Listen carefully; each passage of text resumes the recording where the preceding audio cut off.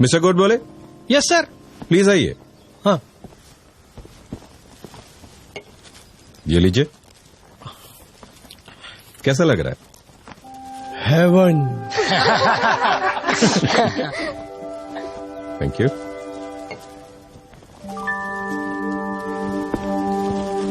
ये छोटा सा सुख था। मिस्टर नचिकेत। Yes sir. आपने मुझसे कहा था कि आपका सपना है कि हमारे ही ऑफिस में काम करने वाली मिस महात्रे से आपका रिश्ता जुड़े। Sir. No, don't get embarrassed. Miss Mhatre भी ऐसा ही चाहती हैं। हाँ? Miss Mhatre please.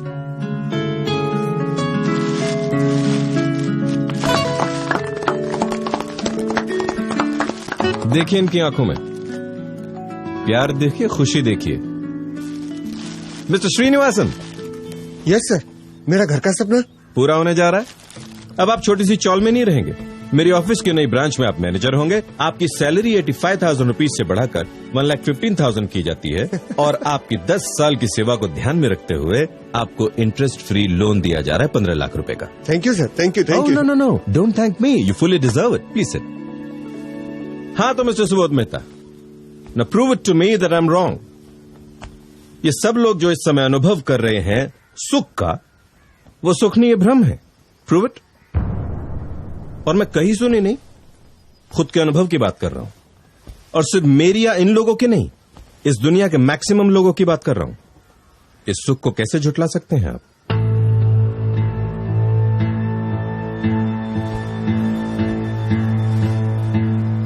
सुबोध बेटा, महेंद्र जो कह रहा है उसे समझने की कोशिश कर और मेरे साथ चल। मेरी कंपनी अभी भी तेरा इंतजार कर रही है बेटा।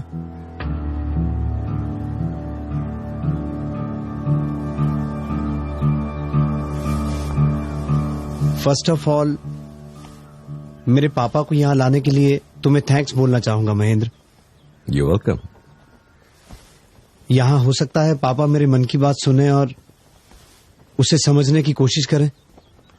अगर तुम सही साबित हुए तो। अगर मैं गलत साबित हुआ तो आपकी इच्छा जरूर पूरी होगी पापा।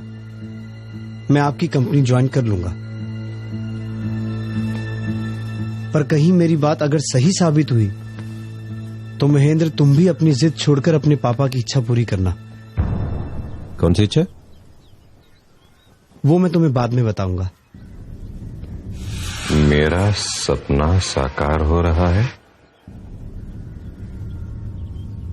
अभी कहूंगा तो तुम्हें ऐसा लगेगा कि अपना पॉइंट ऑफ व्यू स्ट्रांग करने के लिए तुम्हारे पापा का सहारा लिया।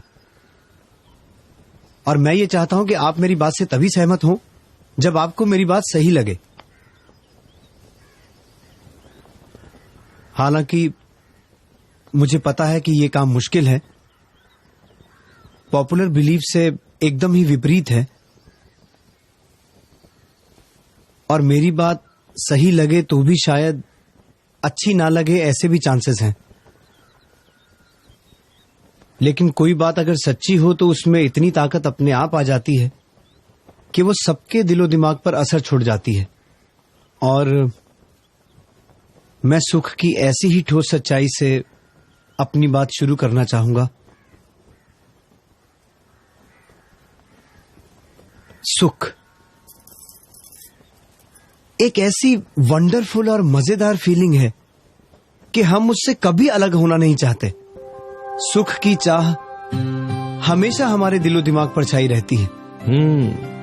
सपनों से भर दो कमरा फुल, फिर एक चीज मिलेगी wonderful, the urge of happiness in every living being. तो क्या सुख की सर्वमान्य व्याख्या ऐसी कर सकते हैं कि सुख वही है जिससे हम कभी ऊब न जाएं, कभी जी न भरे? अग्रीड। पापा। हाँ। एवरीबडी।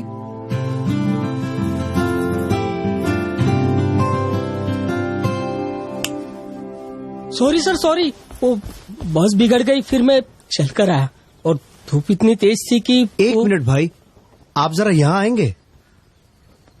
भाभी 2 गिलास शरबत मिल सकता है? हाँ। ऐसा शरबत जो मन को ठंडक दे, सुख दे। अब ये एक शरबत आपके लिए है और एक शरबत आप यहां आएंगे प्लीज। अब ये दोनों एक साथ एक जैसा शरबत पिएंगे प्लीज।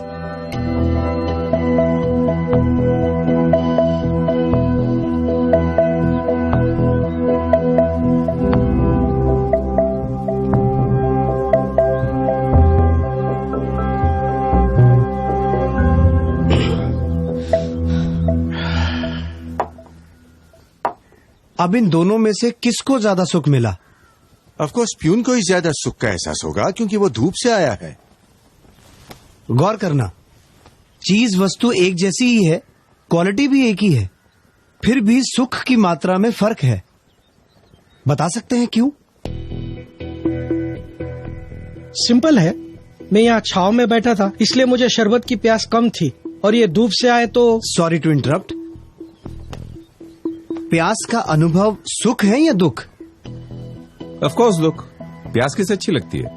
ये बात आप लोग ध्यान में रखना प्लीज। कंटिन्यू। मुझे प्यास कम थी और ये धूप से आए इसलिए इन्हें प्यास ज्यादा थी, इसलिए सुख का अनुभव तो इन्हें ही ज्यादा होगा ना। तो क्या हम ये कह सकते हैं कि शरबत एक जैसा होने पर भी जिसको सुख का ज्यादा अनुभव करना है उसे पहले लंबे समय तक प्यासा रहकर अपनी प्यास का दुख बढ़ाना पड़ेगा?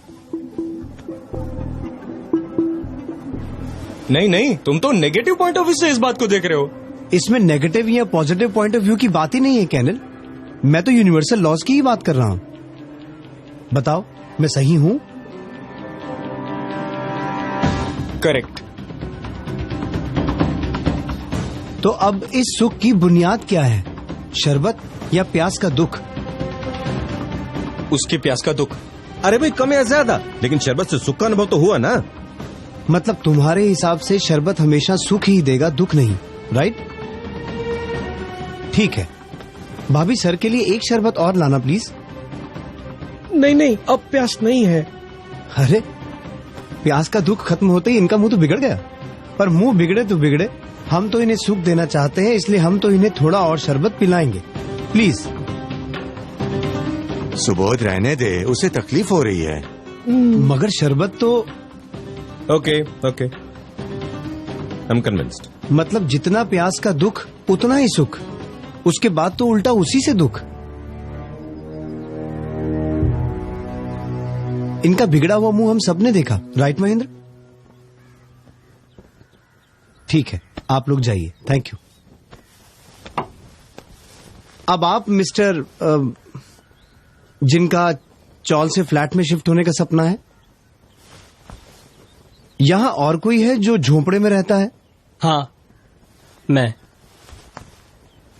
आप खुश हैं झोपड़े में? नहीं साहब, घर एक हो पर घर पक्का हो, इसीलिए मेहनत कर रहा हूँ। तो जब तक घर पक्का बन नहीं जाता, उसकी इच्छा आपको सुख देती है या दुख?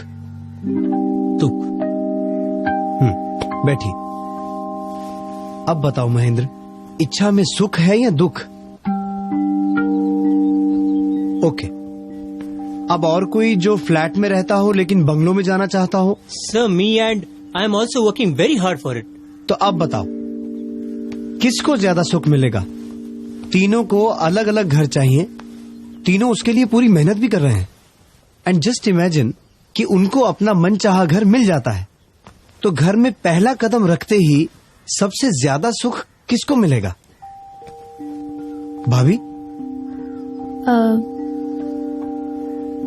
तीनों को एक जैसा ही सुख मिलेगा। क्यों? घर की क्वालिटी और घर की कीमत तो अलग अलग है।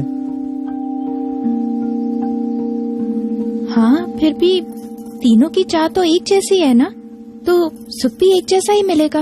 मतलब घर की क्वालिटी अलग अलग, फिर भी घर पाने की इच्छा और मेहनत की पीड़ा एक जैसी होने की वजह से पीड़ा के शमन का आनंद भी एक जैसा। हाँ, लेकिन घर सुख तो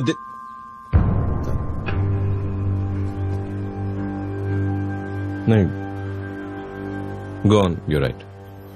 महेंद्र, साधनों से सुख मिलता ही नहीं है ऐसा नहीं कह रहा हूँ, लेकिन सारे सुखों की बुनियाद दुख ही है। गौर करना।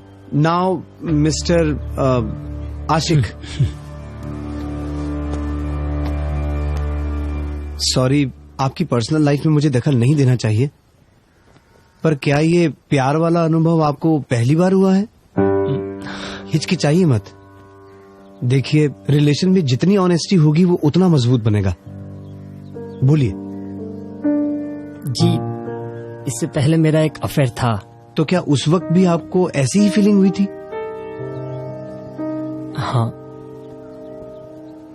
या फिर इससे भी अच्छी, क्योंकि वो फर्स्ट लव था? शायद, हाँ। सॉरी, थोड़ा और इंटरफेयर कर रहा हूं, लेकिन क्या आपको भी हर प्रेमी की तरह अपनी गर्लफ्रेंड के साथ मिलना, लंबी लंबी बातें करना, साथ घूमना फिरना, साथ रहना अच्छा लगता था? हाँ। और जब ब्रेकअप का समय आया तो एक वक्त ऐसा भी आया होगा कि जिस गर्लफ्रेंड के साथ आपने सुख की कल्पना की थी, अब उसकी प्रेजेंस भी आपको इरिटेट करती हो? मगर वो नहीं, आपके ब्रेकअप के जेन्युइन रीजंस होंगे। आप पर डाउट करके आपकी छवि को बिगाड़ना मेरा उद्देश्य नहीं है। मैं सिर्फ इस बात में सुख कहां से ओरिजिनेट हो रहा है ये ढूंढने की कोशिश कर रहा हूं। तो वो इरिटेशन वाला स्टेज आया था आपके रिलेशन में? हाँ। Thank you. सॉरी। यानी क्या हम ये कह सकते हैं पापा कि यहाँ व्यक्ति वही, एक्टिविटीज वही, लेकिन मन बदल गया तो उसी व्यक्ति का मिलन अब दुख का कारण बन गया? हाँ। अब एक और उदाहरण देता हूं सुख का। साधन छोटा फिर भी सुख बड़ा। महीने में 3,000 रुपए कमाने वाले मजदूर को 50,000 की लॉटरी लग जाए और महीने में 10 लाख रुपए कमाने वाले आदमी को 1 लाख की लॉटरी लगे, तो कौन ज्यादा खुश होगा? ऑफकोर्स मजदूर, क्योंकि 50,000 रुपए उसके लिए बहुत मायने रखते हैं, जबकि दूसरे आदमी के लिए 1 लाख रुपए इतनी बड़ी रकम नहीं है। करेक्ट। यानी कि गरीब आदमी जो उस 50,000 के लिए खून पसीना बहा रहा था, मेहनत मशक्कत कर रहा था, उसके लिए झुलस रहा था, उसे उतना सुख मिला। लेकिन श्रीमंत आदमी की तड़पन 1 लाख रुपए जितनी छोटी नहीं थी। उस बेचारे को तो शायद 50 लाख रुपए मिलते तब जाकर सुख मिलता। राइट पापा?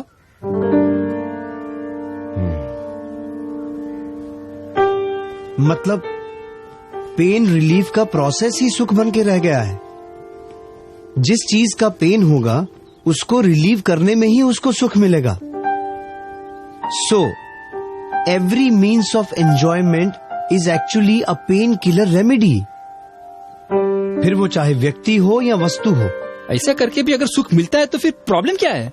फिर तो हॉस्पिटल में जाना या घाव लगने पर मरहम पट्टी करना या रोग होने पर दवाई करना, इन सबको भी एंजॉयमेंट मानना पड़ेगा।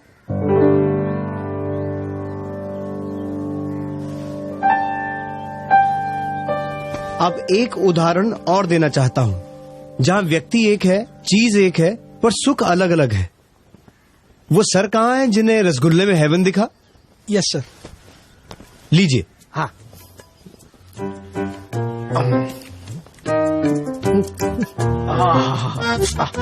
एक और।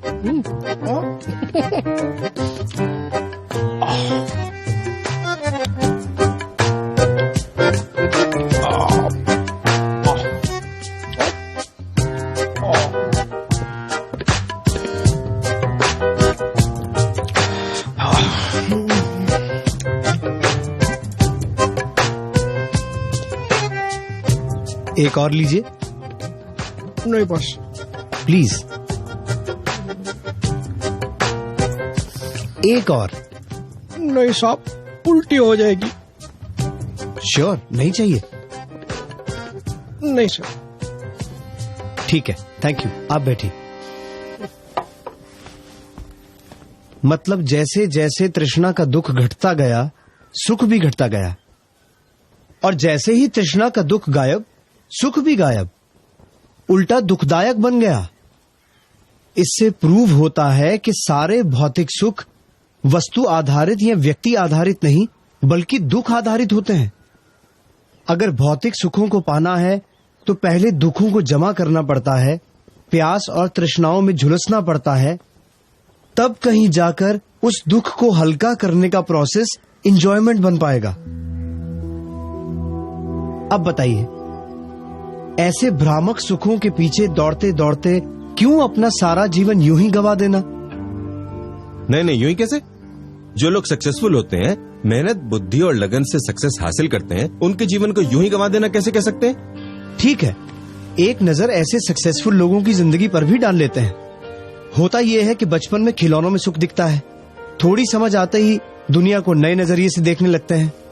तब खिलौने छोड़कर यार दोस्त, होटल, सिनेमा, प्यार, मोहब्बत, इन सब में ही दुनिया भर का सच्चा सुख है ऐसा मानने लगते हैं। पर मैच्योरिटी आते ही सेफ एंड सिक्योर भविष्य में सुख नजर आने लगता है।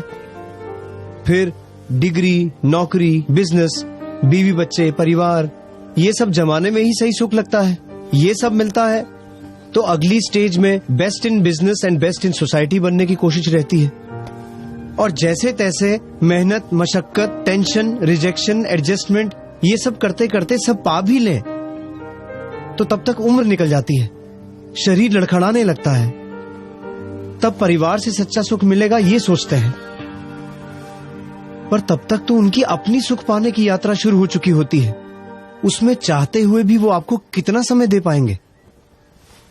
अब बताओ महेंद्र, इस पूरी जीवन यात्रा में कहीं भी किसी भी वस्तु या व्यक्ति की वजह से कहीं भी ऐसा सुख मिलता है जिससे हम कभी ऊब ना जाएं, जिससे कभी जी ना भरे? ऐसा सुख मिलता है?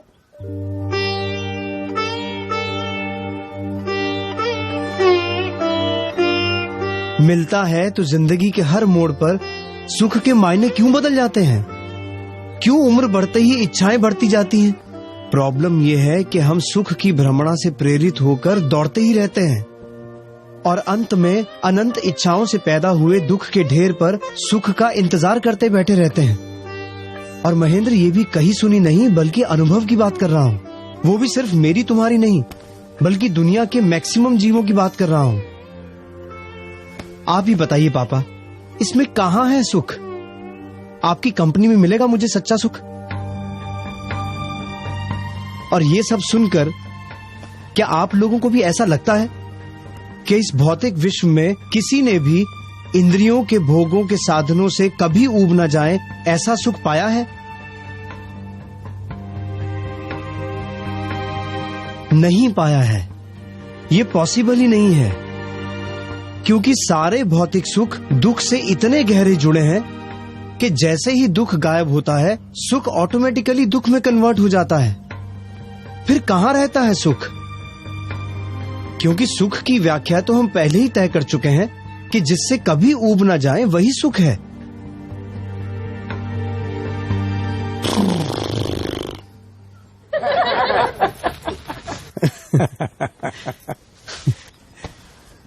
आई नो बाबू भाई, तकलीफ होती है।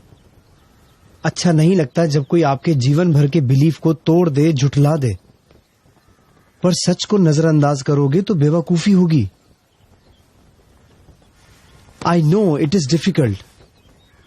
हमारी बुद्धि उसे मान भी ले लेकिन ईगो उसे स्वीकारती नहीं है। पर भ्रमणाओं में जीने में नहीं, सत्य को स्वीकारने में ही समझदारी है। He is right. ये हाइला, महेंद्र बाबूजी बोले। बाबूजी, अरे सुबह, thank you very much, thank you very much. अरे वाह, चमत्कार हो गया। बापूजी,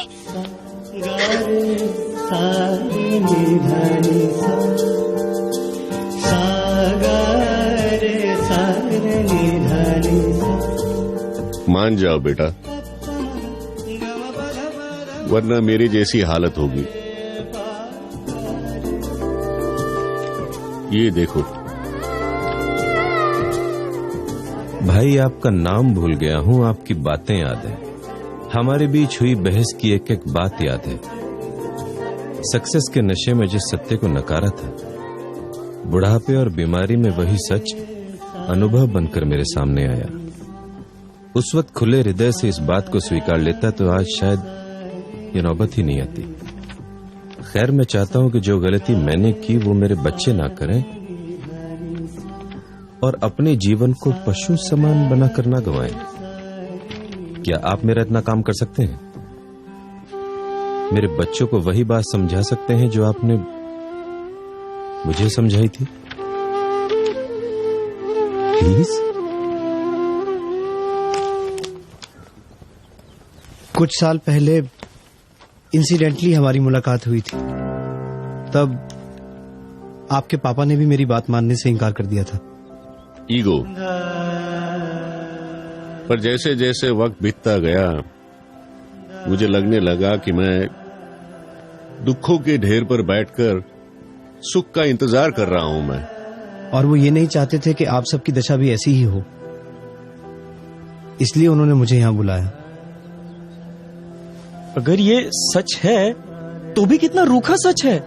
सब छोड़ दो, संसार छोड़ दो, सब झूठा है, मोह माया है। तो क्या सच है? सुख कहाँ है? I mean, करना क्या है? मैंने पहले ही कहा था कि मेरी बात सच्ची लग भी जाए तो भी अच्छी नहीं लगेगी, क्योंकि सच्चे सुख का स्वाद चखा नहीं अब तक। एक चेन स्मोकर सिगरेट छोड़ेगा तो कुछ दिन तक आकुल व्याकुल हो ही जाएगा, कहीं मन नहीं लगेगा उसका। ऐसा ही है ये। जन्मों जन्म से सुख की भ्रमणा को ही सुख समझने की आदत पड़ चुकी है। बिलीव मी, जिस दिन सच्चे आत्मिक सुख की अंश मात्र भी अनुभूति हो जाएगी, ये सारे सुख आपको फीके लगने लगेंगे।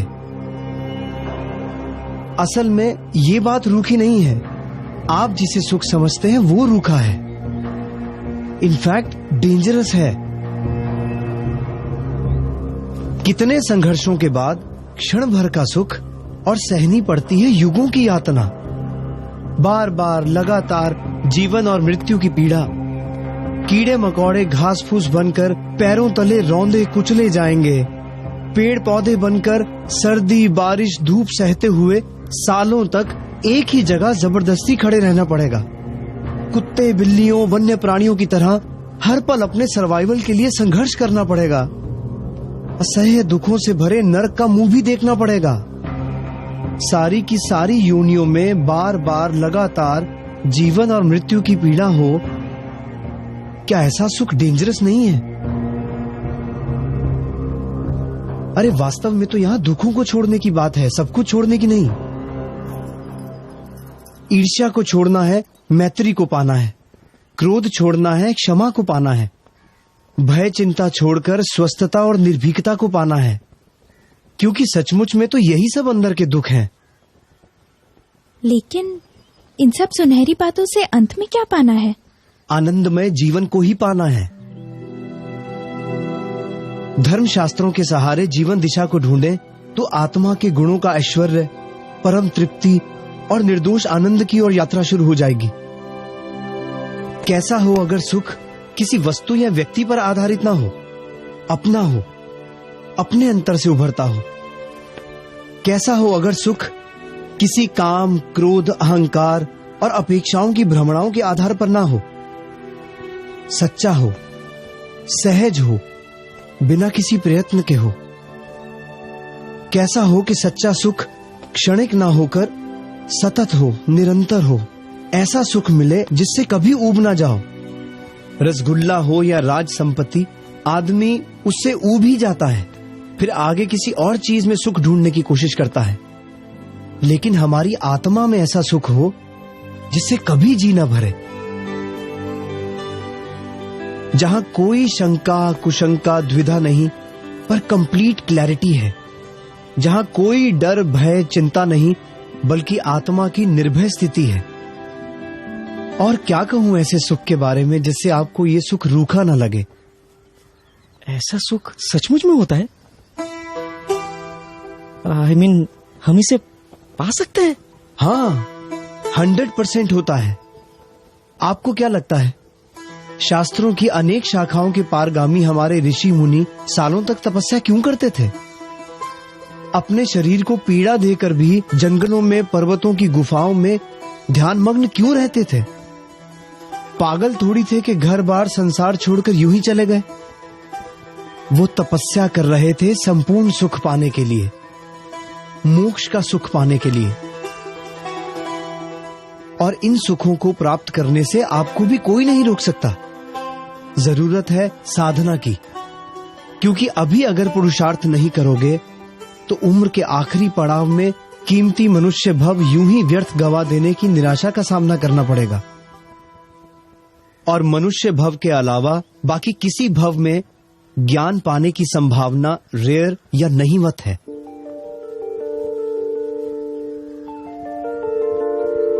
आपको क्या करना है महेंद्र, सोच लो।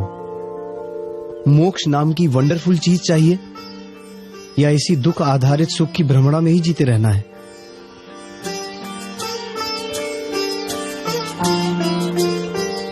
तय आपको करना है। मैं क्या कहूं? अब कुछ कहने को छोड़ा ही कहां है आपने।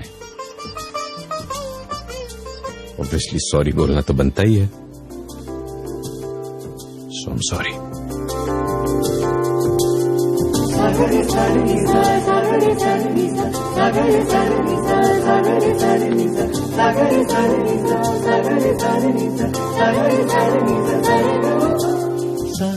और अब ये भी बता दो कि आगे क्या करना है इस मोक्ष नाम की वंडरफुल चीज को पाने के लिए।